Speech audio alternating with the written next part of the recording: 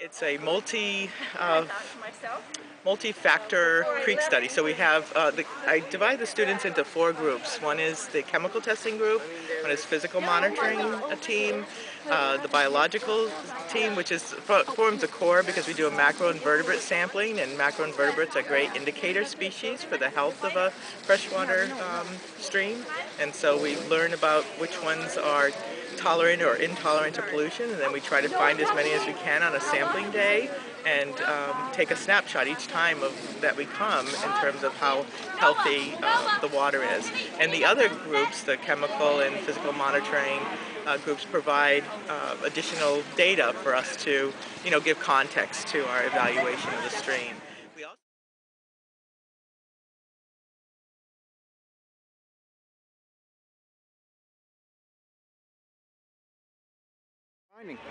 We found a couple of crayfish and we found some minnows and a bunch of snails. It tells us about the health of the creek. So the more organisms that we find that are less tolerant of pollution, it means that the creek is healthier. So this is a very compromised creek. It goes through some pretty tough areas north of here, shopping centers, very close to homes that continually dump things into the creek.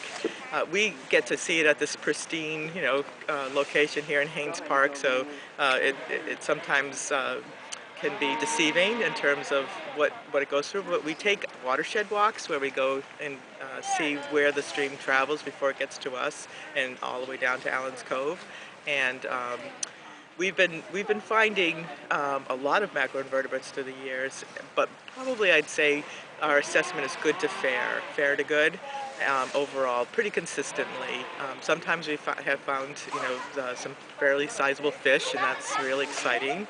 Some turtles and, some large organisms that tell us that there's some real growth happening here.